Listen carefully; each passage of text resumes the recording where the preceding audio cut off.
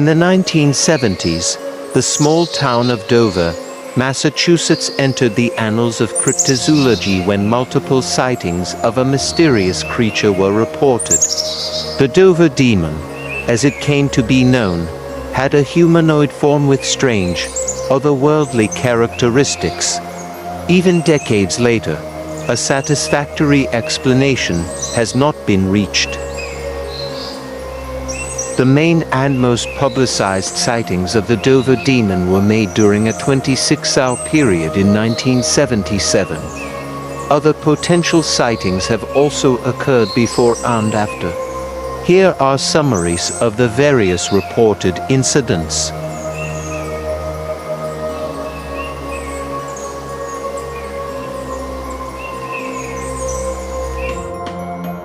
April 21, 1977. A 17-year-old named Billy Bartlett was driving down Rural Farm Street, near Bridge Street, at approximately 10:30 p.m. when the car's headlights illuminated a strange creature standing atop a stone wall.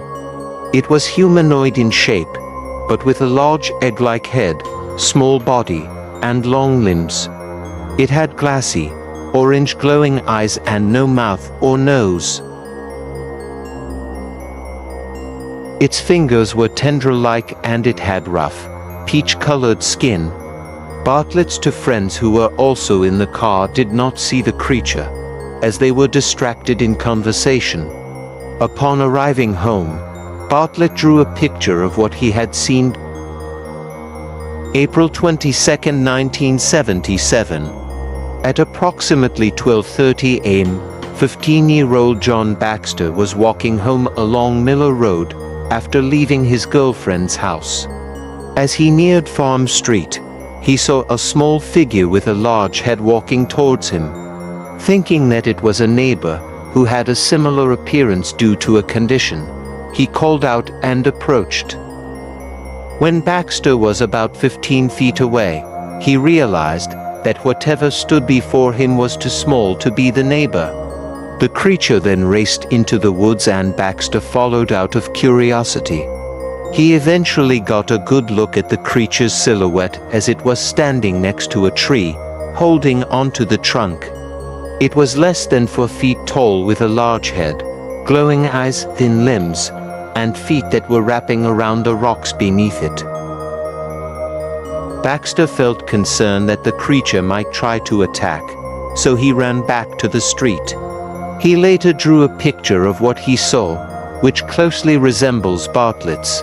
Please note, this incident occurred approximately 2 hours after Bartlett saw the creature.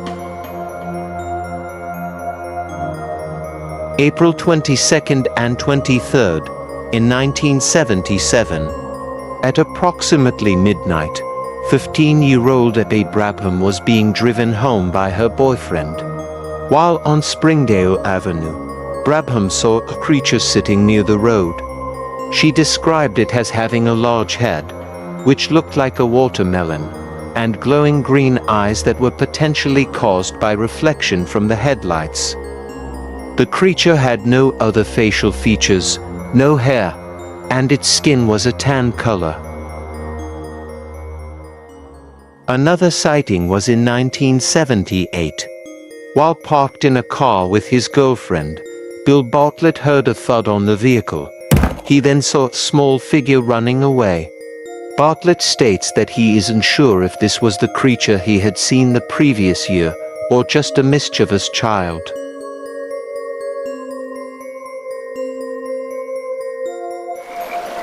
(1972).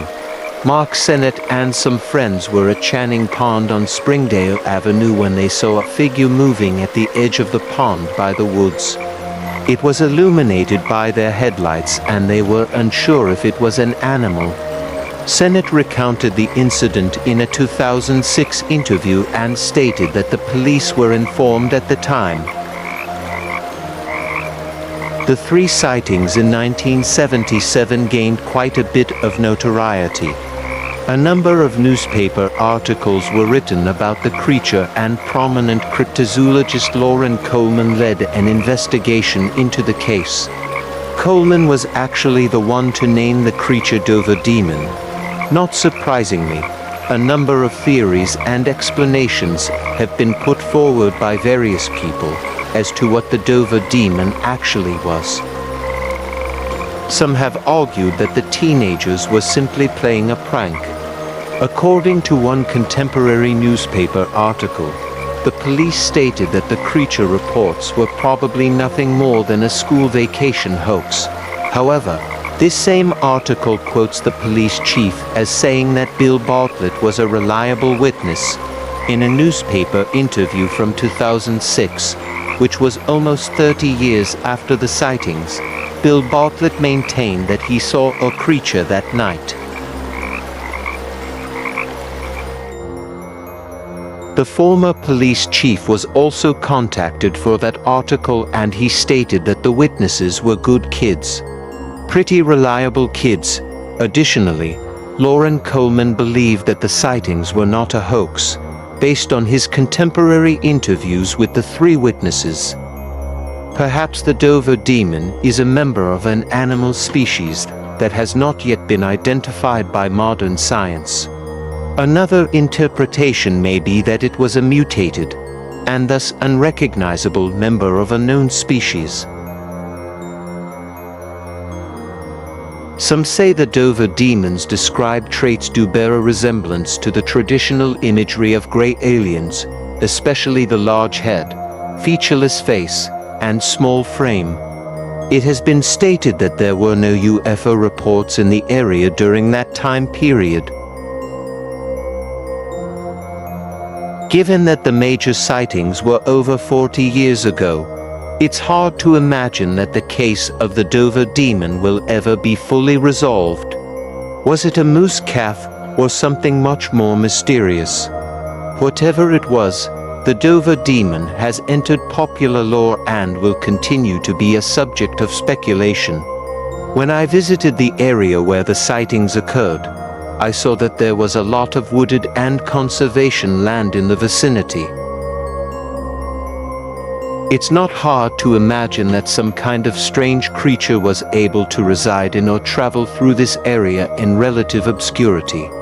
Although I didn't see the Dover Demon, I certainly enjoyed the natural and picturesque surroundings. So what are your thoughts about the Dover Demon? Please feel free to comment your thoughts below. I would like to thank you for joining me here today on my channel, Enlightenment in the Darkness. Please like and subscribe to my content. Many blessings to the rest of your day.